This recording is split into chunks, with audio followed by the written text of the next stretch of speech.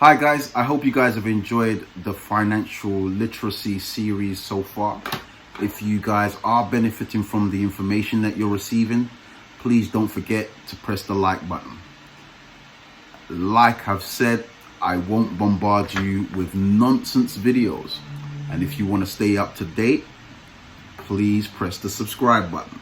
For today's topic, I'd like to talk to you about making money or investments everybody can do. Right? Everyone can go out and make this money. The short little disclaimer is making money is not some easy get rich quick scheme sort of situation. That's not what I'm going to be talking about here. If you want that, unfortunately, I don't know any get rich quick schemes, and I would advise for anyone to stay away from those. Anyway, so everything I'm going to talk about here, depending on what you have figured out with the past tests that we had on how much is available to you, you can go into these investments or save to go into these investments. It just depends on how much legwork you're willing to do. The first idea I want to give you, absolutely free, is auctions. When I talk about auctions, I'm not talking about property auctions, which is probably the first thing that will come into your mind. I'm talking about police auctions. Not only police auctions, if you're in the UK, there's an auction called WLC auctions. There is also another auctions in South London called Grisby's auctions. These auctions sell goods that are in full working order. Most of the time, you have to go and you have to test these products, or they will write it in their disclaimer in the description. If you stay away from Apple products, because Apple has certain rules regarding buying second-hand or lost properties, they will not, They will not unblock the product. So you can only use those products for parts. Okay, so you stay away from Apple products. Other than that, there are products that you can buy and sell on.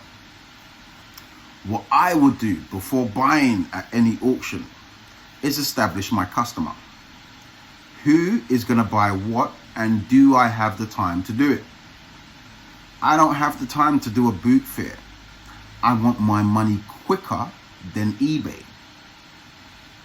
So what I would do is I will find CEX, which is computer exchange, pawn shops, or where they buy gold, because you can buy gold at the auctions, right? What's this thing called? This is a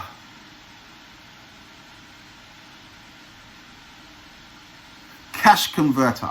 That's it. You can go to cash converter, computer exchange websites, all these pawn broker websites, and they list the price that they will buy certain products or weight in gold, silver, whatever have you, right?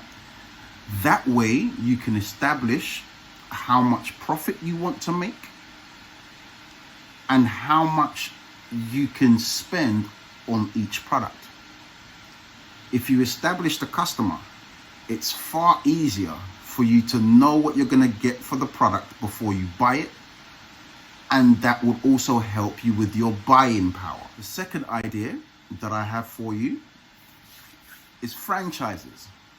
If you're someone who you've seen in your test that we did that you have a certain amount that's available to you, and you want to go straight into business, but you don't have a business idea, the best thing to do is to duplicate an already succeeding product, an already succeeding business, if they do franchises.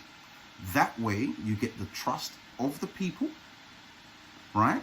You get the branded name and an association with a bigger company, so you can learn more, right? I'll give you an example. Domino's, they do franchises. Domino's average earning is around about 10 to 12,000 a week. Another one, KFC, they also do franchises. If you don't have the money for a franchise and you want to go on your own, a corner store, believe it or not, makes between 7 to 12,000 a week. Every corner store. You might be looking at the people working in the corner store and thinking they ain't got no money. No, they're taking all your money. So that's a good business to go into. And you don't have to go into selling hard liquor. You can just sell normal grocery products for less than the price at the supermarket. Or you can be cheeky and sell it for more if you open after the supermarket is closed. If you Google franchises, there are a plethora of different opportunities with different levels of money for investment. I would always, before going fully into the deal, make sure you have a financial advisor, because I'm not one that can look through the paperwork, the accountant that can look through the paperwork to make sure that this business is a viable business and there's going to be a return on your investment and efforts. Don't just see a franchise. There are franchises that will tell you, have vending machines. We'll charge you 1,000, and you have vending machines, you make money from the vending machines. But then if you look at the pattern of people going to work, how much money would you make from this vending machine moving forward? These are the questions that you have to ask when buying franchises. Okay? So make sure you have your financial advisor and everyone looking into the paperwork with you. Now, the third idea is for those of you who have a little bit more money. I love real estate. You can never really go wrong with bricks and mortar. Depending on where you are, if you're in England, the further outside London you go, the cheaper the properties are. The further inside London you go, the more expensive the properties are. But even in London, there are still opportunities. You can go to an auction and buy a house at below market value. Or you can renovate a warehouse. There are still warehouses in London or derelict buildings in London that need work. You can buy these properties at below market value, put them back into use, bringing it back into value, right? And you can earn your profit and make rent that way. What I love about real estate is not only is your investment stationary, you know where that is, right? Also, your investment, your security in terms of the deposit is secure unless you sell it or don't pay your bills. It's safe. It's not going anywhere. Not only that, if you can rent the property out, you don't have to pay for it, and it will increase in value over time. This last one is for those of you who are adventurous. You have time, you have money, you probably have some resources, or you have the patience to find these resources. In the UK, we have congestion charge, and now we have ULEZ. And if you've paid attention to how it's going, I can predict maybe in 10 years' time, the whole of London should be ULEZ, if not ULEZ and congestion charge. If you pay attention to the prices of cars, what you would notice is that the prices of cars are increasing. Those cars that are exempt from congestion charge, the values are going up. Those cars that are exempt from ULEZ, the value is also going up. What you can do, there are two ways to tackle this. You can either buy a salvaged vehicle, making sure it's not registered, and then getting that vehicle fixed and selling that car either at an auction or to a we buy any car anytime kind of people, right? You can make money that way as long as you focus on the numbers and the numbers make sense. However, if you don't want to do that leg run, I'm going to still stick to this situation. With the increase of electric vehicles, there will be now a demand for electric charging pods. What you guys are not thinking about, or what some people are not thinking about, is the amount of petrol stations that will soon go out of business. Someone has to replace that. Not everybody is going to have a charging pod at their house, even though they can. Some people, I'll now give you an example, Uber drivers who are probably driving constantly on these electrical charges, would love to charge their cars away from home so they can continue to work. You can. Are you ready for it? You can try to develop a charging station.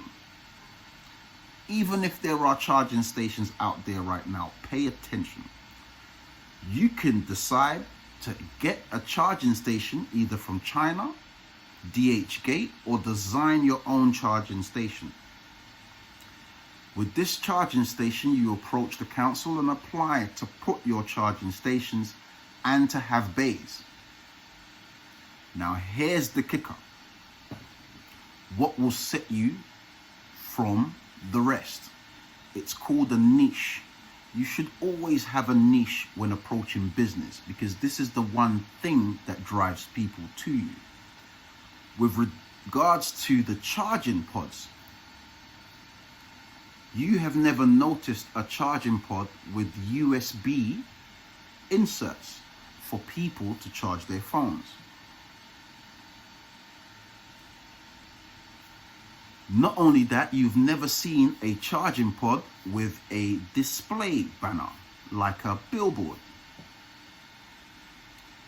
Imagine having a charging pod not only charges cars, but also charges mobile phones.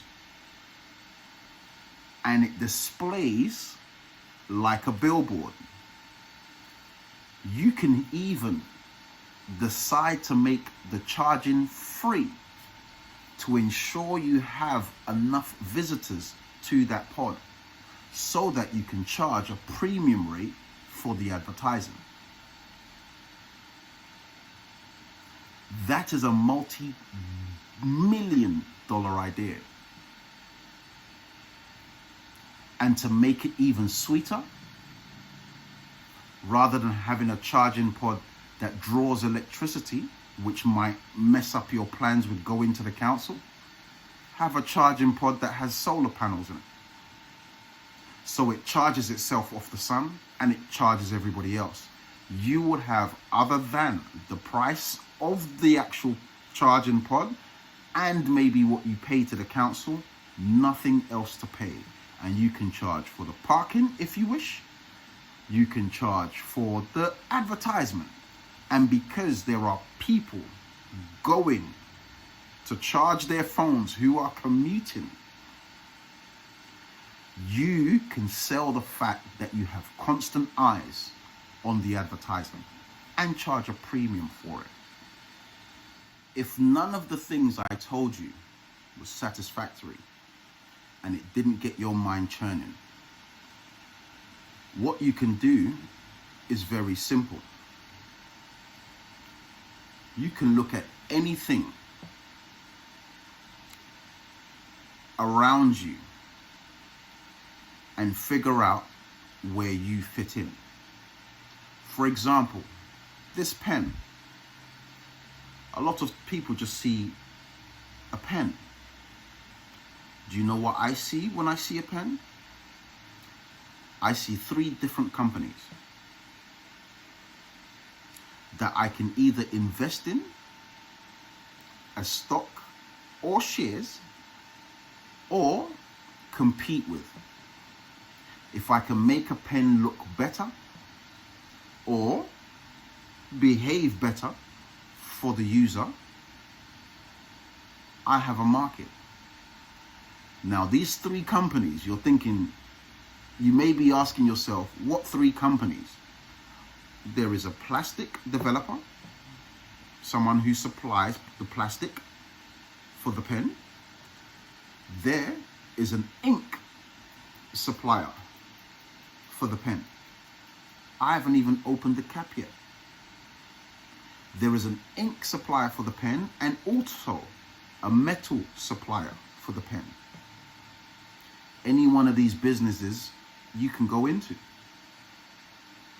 Undercut them, because business is shrewd. Undercut them to get the customers, or make each one of these better to use. And you can do that with anything around you. If you found all this information in this video useful, please press the like and the subscribe button for more. But most of all, what I'd like you to do is send this video to your friends and ask them if I'm talking a whole load of nonsense. Because I don't want you going into this thinking I'm a financial advisor. I am not. I want you to open your eyes and your mind. If you want financial freedom, financial literacy, you need to have, 1, these people around you, and 2, you need to have these conversations. In my next video, we're gonna further go in to the mental and how you spot things like this. I'll see you soon. I hope you guys have a great day.